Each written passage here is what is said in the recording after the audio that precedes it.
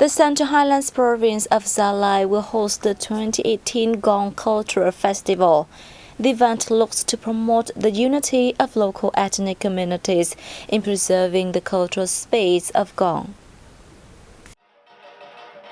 The festival is scheduled to take place in this year's mid-November in the province, with the unity of local ethnic communities as its main theme. Numerous activities will be jointly held by 5 Central Highlands provinces, namely a street festival featuring Gong performances, reenactment of some traditional rituals and festivals of 11 ethnic groups of the region.